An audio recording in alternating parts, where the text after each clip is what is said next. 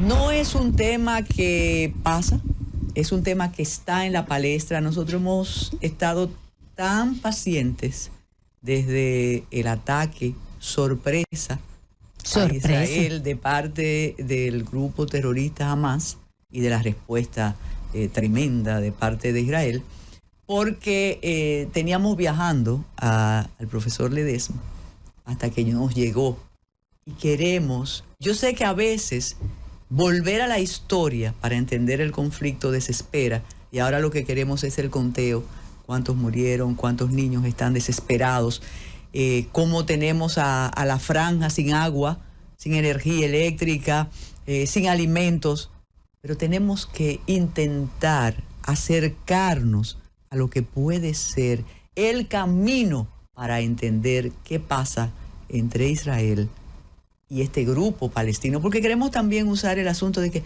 no es con Palestina, es con Hamas. Bienvenido, cuánto gusto tenerlo aquí. Muchas gracias, doña Carmen, Carolina, gracias a todo el público que nos sigue a través de la 101.3, esta 101, pero así también por los distintos medios electrónicos y redes sociales de esta importante emisora.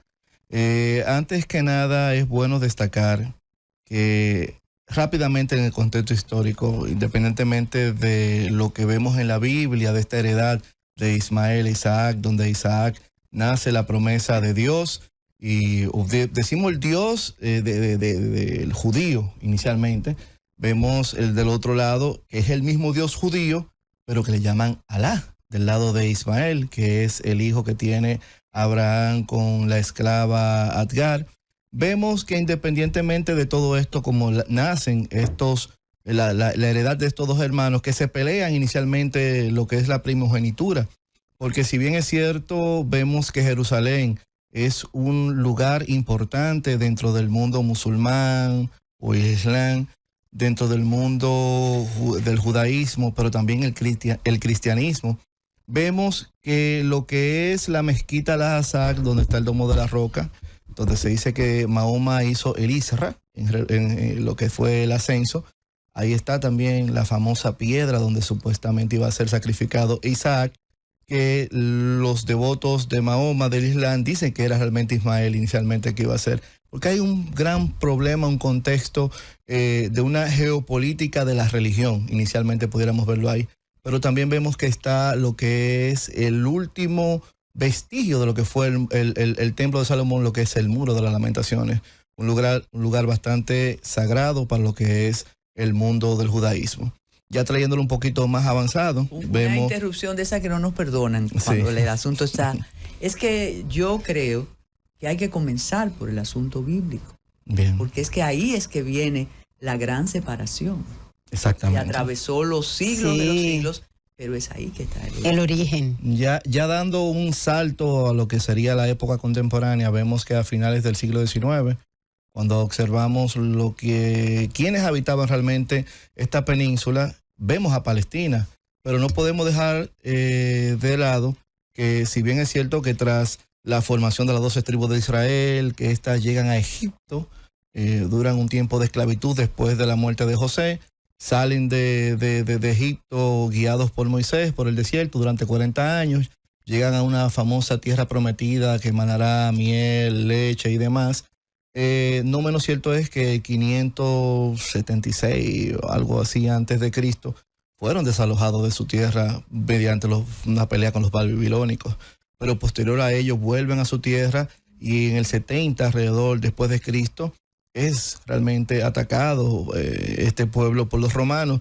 Y menciona a Samuel Huntington que esta diáspora es una diáspora que ha mantenido realmente por siglos lo que ha sido una gran identidad, vamos a decirlo, de sus costumbres, de sus usos y demás, porque a pesar de ir vagando durante el tiempo, siglos y algunos quizás milenios, encontramos que ya acercándose la primera, vamos a decir, guerra mundial, comienzan los primeros movimientos de que se hace necesario la nación del pueblo judío buscar un lugar donde sentarse, donde crear un Estado. Y es por eso que vemos lo que son los primeros movimientos sionistas, los cuales estaban encabezados por Herzl.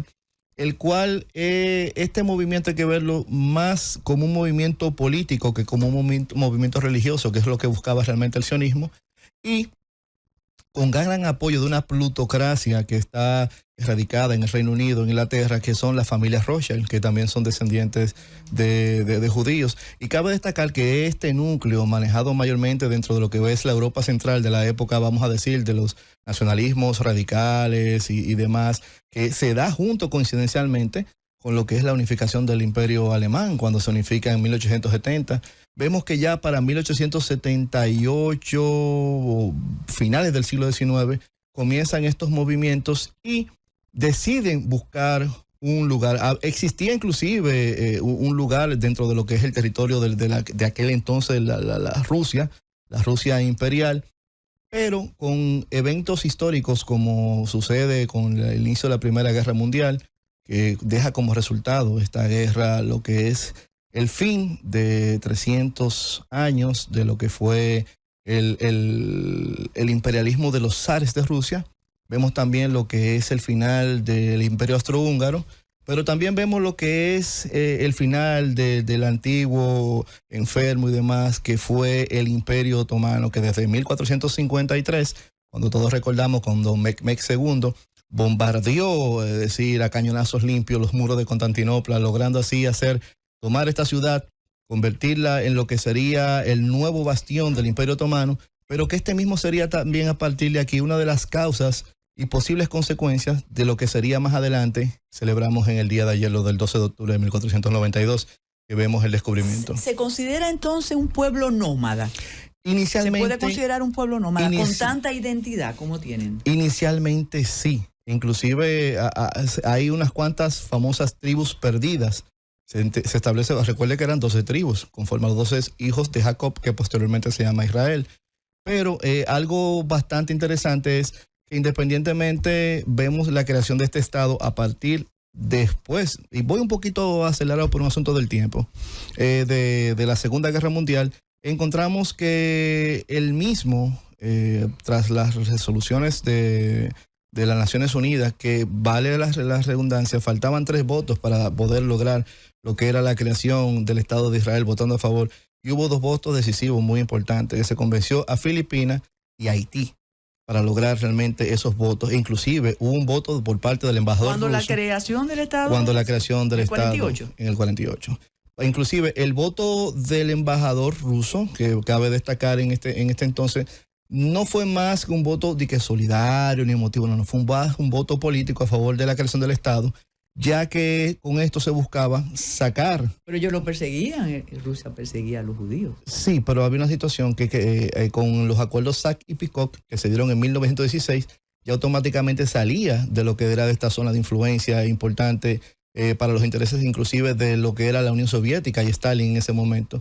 Y ellos pensaban aprovechar con la creación de este Estado para tener ciertos niveles de influencia. Más adelante vemos que ya, independientemente, judíos y árabes vivían en paz. Ya cuando se comienza lo que es esta división de 2 estados dentro de un territorio, ya comienzan realmente lo que serían los problemas. ¿Y por qué no se logró que se crearan los 2 estados? Y terminó nomás creándose el Estado de Israel y no terminó lográndose el Estado palestino. Hubo inicialmente desconocimiento de una parte del otro. El mismo Estado de Palestina se negaba a aceptar lo mismo. Esto también crea cierta dificultad. Los mismos judíos empiezan también a desconocer a sus vecinos. Y esto es lo que realmente trae este inconveniente que viene pululando a través del tiempo hasta el día de hoy. Que cabe destacar que aunque no es bueno tampoco decir que Hamas está desconectado de Palestina, pero es una parte radical de este grupo, porque si bien es cierto estaba la OLP con Yasser Arafat, que era la Organización de Liberación de Palestina, sí, era menos radical el momento de independencia referente al mismo. ¿Se pueden considerar fundamentalistas? Se puede considerar a más fundamentalistas desde el punto de vista que ellos no aspiran solamente a una salida de Israel y una independencia de Palestina, es decir, volver a adquirir su territorio, sino que también ellos aspiran a la eliminación o borrar a Israel de la faz de la tierra, como dice en su constitución. ¿Por qué dice los vecinos usted cuando habla del territorio? ¿Y por qué la repartición inequitativa de ese territorio. Digo vecinos porque inicialmente cuando comienza el siglo XIX, comienzan oleadas de pequeños colonos, grupos de colonos.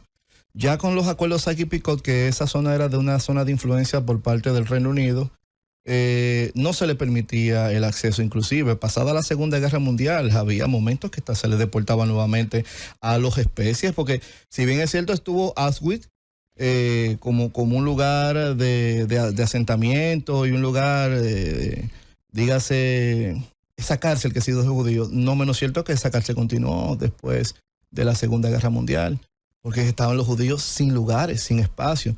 Ahora, cuando comienza el proceso de entrada de ellos, que inclusive fue un proceso agresivo, cuando revisamos la historia encontramos que los judíos comenzaron también a hacer procesos de rebelión y una especie de actos que pudieran considerarse terroristas en el sentido porque hubo estallido, hubo ataques. Pero el territorio concedido, cuando toda la lucha de Teodoro Herzl, de David Ben Gurión, ¿fue con acuerdo de los palestinos? No, recuerde que fue a través de una división por la resolución de las Naciones Unidas en 1948, exacto, de cual había inclusive el año anterior había decidido salir el Reino Unido e Inglaterra de esa zona.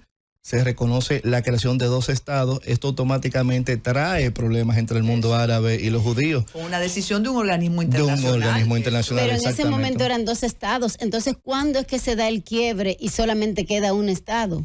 No, porque lo que sucede es que al desconocerse uno con el otro, porque Palestina no reconoce automáticamente esa resolución, y hay un problema en la comunidad internacional. Inclusive hay que reconocer que hubo presión por parte del presidente Truman para que se reconociera el mismo y se reconociera la parte de Israel. Israel es prácticamente, vamos a decir, un protegido de Occidente. Inclusive, claro, estamos hablando que hay grandes analistas geopolíticos que establecen que Israel, así como Taiwán es un portaavión en Formosa, se habla que el Estado de Israel es una especie de portaavión para Occidente, para manejarse de todos los aspectos geopolíticos. ¿Por qué logra Israel eso? Aparte de que sabemos cómo se comporta ese capital judío. ¿Por qué lo logra y los otros no? Recuerde que cuando nace Wall Street desde la City de London, son capitales judíos que salen desde la City de London hacia Nueva York, porque lo que se especificaba en la esfera geopolítica era que ya Inglaterra dejaba hacer el control geopolítico y que él mismo iba a pasar de una manera continental. Teníamos de un lado la Rusia imperial y de otro lado una nación que venía en constante crecimiento como eran los Estados Unidos. Por eso se mueve ese capital allá.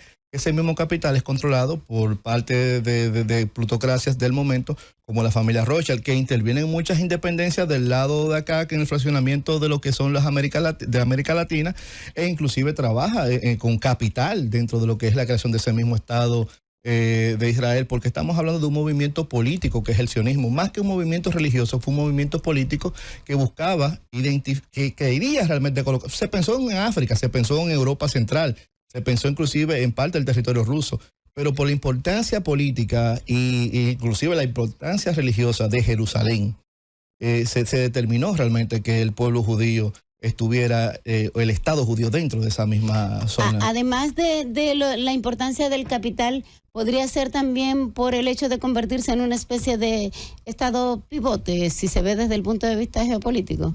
Pudiera verse así, pero realmente inicialmente no.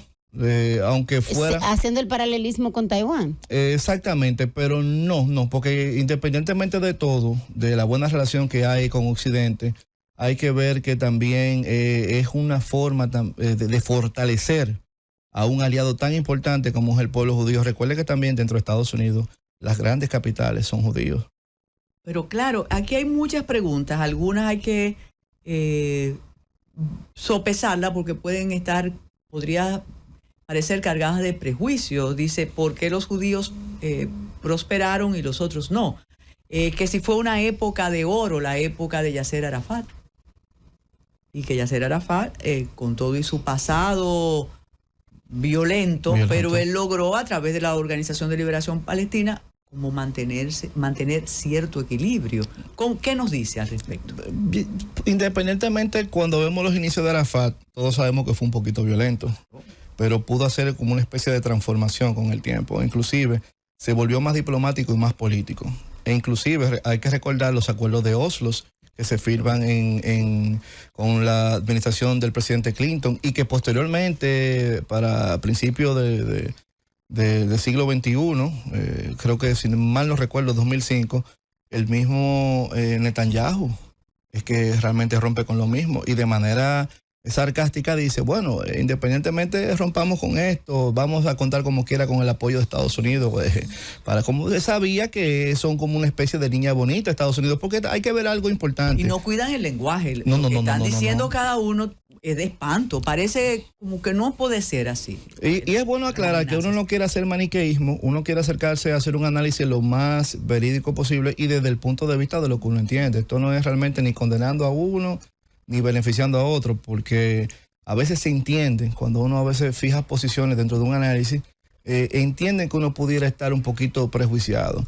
Nosotros vemos desde el punto de vista seres humanos, porque es más la población civil de parte y parte la que sufre, lo que hemos visto a partir de este pasado fin de semana, pudiéramos decir que es totalmente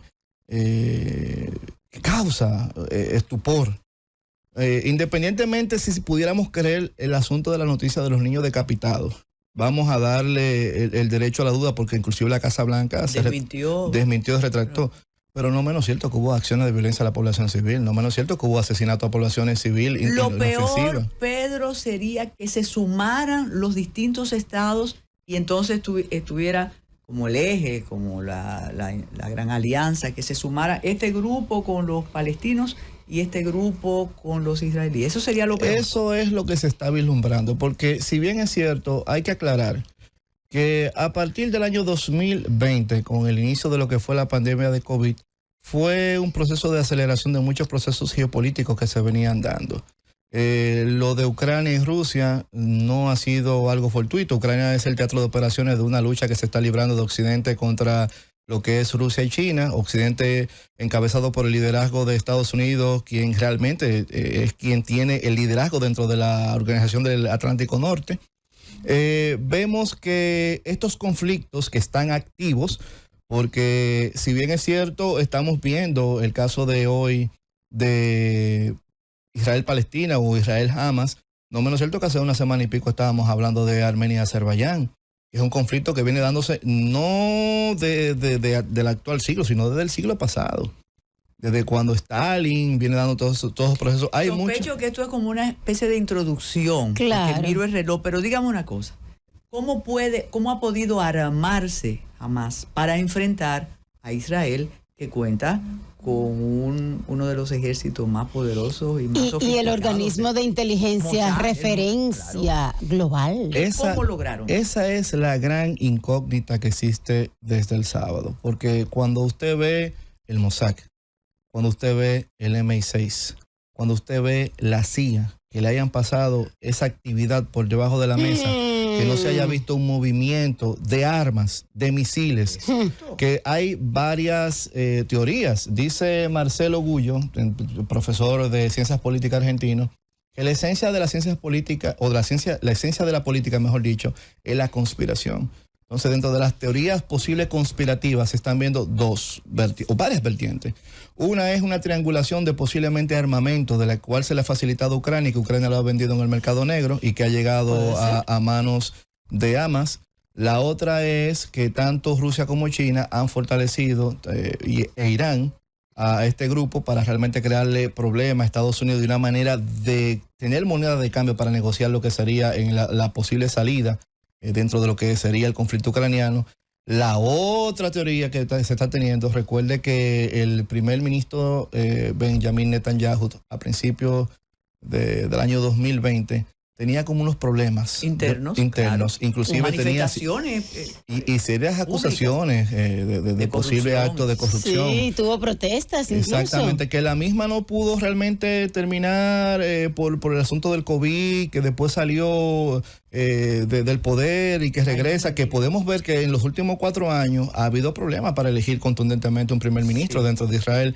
Hay muchas teorías de las cuales que se pueden ver, inclusive esta, que la última menciona que es una manera de tratar de unificar, como él tiene un problema interno dentro de Israel, lo que sería la nación de Israel, la nación judía alrededor de él, como un enemigo identificado, como lo que menciona Samuel Huntington en su libro de Quiénes Somos, donde ha sido una fortaleza de Estados Unidos. Pensando en la película, usted verá. Exactamente. Claro, volvemos a decir, estos todas son teorías habidas por haber, porque sorprende que uno de los servicios de inteligencia más importantes del mundo le haya pasado esto por debajo de la mesa. Yo tengo una pregunta, profesor. Y discúlpeme, que supuestamente también la inteligencia egipcia le avisó a Netanyahu de lo que se estaba desenvolviendo. Y es algo similar a lo que pasó en la guerra de Yom Kippur, que a Golda Meir se le informó y no tomó en cuenta, descartó que o le restó importancia al mismo y de repente le explota esa granada. En una fiesta al amanecer, mire qué cosa. Profesor, ¿y quién gana con este conflicto? Bueno, yo creo que perdemos todo. Alguien gana siempre. Bueno, de ganar se podría decir que gana lo que en 1957 mencionó el presidente Eisenhower, la famosa industria armamentística militar, que es la que realmente se beneficia de todos estos conflictos, que es como el dueño de la funeraria que no quiere que se muera nadie, pero como quiere que su negocio prospere. Entonces, con esto desde 1957, vemos que todos estos conflictos que se mantienen activos en el mundo tiene que ver realmente esta industria armamentística militar que realmente ha perjudicado ciertas democracias y que se está viendo como poderes geoeconómicos como el G7 están cayendo por debajo frente a los BRICS. En los años del siglo XXI, a pesar de que hay toda una retórica que dice que vivimos en paz, que es donde menos conflictos se han escenificado, luce, y yo sé que es muy atrevido, que los organismos internacionales sirven para poco, que la comunidad internacional realmente está compuesta por unos burócratas muy amantes de la buena vida, y es peligrosísimo porque no hay arbitraje. Incluso siempre repito que en otras épocas el liderazgo del Papa era importante, aunque tú no fueras creyente, no fueras católico, pero el liderazgo del Papa como jefe de una grey y jefe de Estado, si él decía algo, bueno, sentaba a los contrarios alrededor, aparte de las complicidades que hubo precisamente en la Segunda Guerra Mundial. De León. Sí, Papa León XIII. Sí, eso fue una cosa. Entonces, ¿qué piensa usted? ¿Quién puede sentar? Lo que pasa es que aquí están pensando en lo de Haití. No, quítese eso. ¿Quién puede sentar a esta gente para conversar? Y si son tan malos unos y tan buenos los otros, y esa división, esa dicotomía, no, es el grupo Hamas, los palestinos no quieren esa guerra. ¿Qué nos dicen? Bueno, como hemos visto últimamente, el organismo por excelencia debería ser Naciones Unidas. Pero Naciones Unidas ha tenido problemas en el 99 con los ataques por parte de la OTAN dentro de lo que fue Kosovo. Vemos también los problemas que vieron en el 2003, posterior a lo que fue el ataque del 11 de septiembre, que se decidió entrar a Irak a pesar del Consejo de Seguridad Nacional no dar un visto bueno al mismo, que ha sido la excusa por parte de Putin de la acción, operación militar, de invasión, del conflicto, como él quiera llamarlo, de Ucrania, que realmente él dice, pero bueno, estos entraron porque yo no voy, es lo mismo que estoy haciendo. Son elementos que ha llevado el decreto y quizás algunos analistas dicen que es por el asunto de la influencia económica que tiene el mismo Estados Unidos dentro de este tipo de organismos internacionales, de familias como los mismos Rockefeller, que eso ha permitido que ciertas decisiones no sean tomadas con cierto respeto dentro de lo que es anarquía de lo que son las relaciones internacionales y el orden internacional. Veo que aquí debe jugar un papel importante China. China se le ha criticado por no haber emitido un juicio contra Hamas, los ataques. Pero si usted va a servir de árbitro mediador, yo no puedo opinar ni a favor de uno ni del otro. Creo que el mismo papel jugará el presidente Tayyip Erdogan, quien ha venido jugando un papel importante dentro del mismo conflicto Ucrania y Rusia, aunque hay que mencionar que este último maneja sus intereses. Sí. Y menciono la diplomacia china, porque es que China sorprendió al mundo de repente, cuando juntó a sunitas y chiitas, cuando vemos a Arabia Saudita e iraníes reunirse dentro de China, firmar realmente acuerdos de paz, o más que acuerdos de paz, sentarse en una mesa. Gente que tenía realmente grandes diferencias religiosas, pero también cómo ha ido aumentando su presencia dentro de lo que es esta esfera del Medio Oriente, China. Es fácil intuir en lo que usted está planteando que el liderazgo de Estados Unidos está muy, muy mermado, ¿no? Es que vemos que han habido como unos errores de novato dentro de lo que ha sido la diplomacia norteamericana.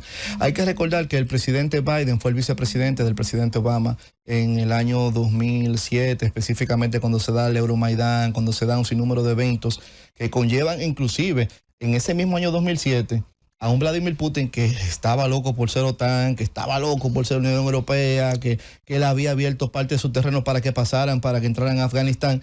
Vemos que en la conferencia de seguridad nacional que se da en Múnich de 2007, vemos un Putin que se raja las venas. Un Putin que habla, lo primero que habla es que no puede seguir la hegemonía de Estados Unidos, pero también habla de que tiene que haber una multipolaridad, que es lo que estamos viendo hoy como tema que se da. Y eso es lo que vemos, es el gran manejo de esa diplomacia china que ha sabido imponerse. Estamos hablando más que un país, una civilización de 5.000 años alrededormente, que ellos ya han aprendido de sus errores del siglo XIX, cuando se le impuso el famoso siglo de la humillación, y que ellos realmente saben que necesitan para alcanzar el poder y que tienen lo mejor del mundo que no tenemos los occidentales, que saben esperar, porque la cuestión de ellos no es para 5 ni 4 o 10 años, ellos saben esperar 100 a 200 y hasta 500 años. Y tienes reverencia por la edad y por la experiencia. Y existe la meritocracia. Exacto. Bueno, nosotros vamos a esperar una segunda parte de esto. No, definitivamente. Yo Claro. creo que esta ha sido la introducción. Sí. Muchas gracias. Nos vamos a comprometer, mire que nos hizo sufrir, porque Sí. desde México aquí la ruta, hay menos entaponamientos que lo que hay en la llegamos más 27, rápido de más México rápido. aquí que de Santo Domingo Norte acá. Bueno, se nos quedan muchas preguntas, pero agradecemos su tiempo y esto es una introducción. La semana Definitivamente. próxima lo tendremos a usted a mitad posiblemente de semana y esperemos más ataques y esperemos más inclemencia. Así cortito, ¿puede seguir esa diferencia en la medida que las muertes se multiplican de eso es el grupo terrorista y los palestinos no tenemos nada que ver con eso? Bueno, es que realmente no sabemos ni qué diferenciar entre Hamas y Palestina, aunque digamos que, bueno, no es parte del Estado, es realmente un grupo rebelde, un grupo insurgente, un grupo paramilitar. Se puede ver que es una parte de un escudo para no enfrentar problemas de crímenes de guerra, vamos a decir. Porque esta mañana yo escuchaba a la gente, no, porque hay crímenes de guerra por parte de Hamas, pero que Hamas no es parte del Estado palestino. Sin embargo, usted soltar fósforo blanco, eso sí pudiera considerarse un crimen de guerra. Chericer, me acuerda eso. Muchísimas gracias, doctor. Y ustedes se quedan con el gobierno que estábamos esperando, el gobierno de la tarde, y tengan un buen fin de semana. Gracias. Gracias.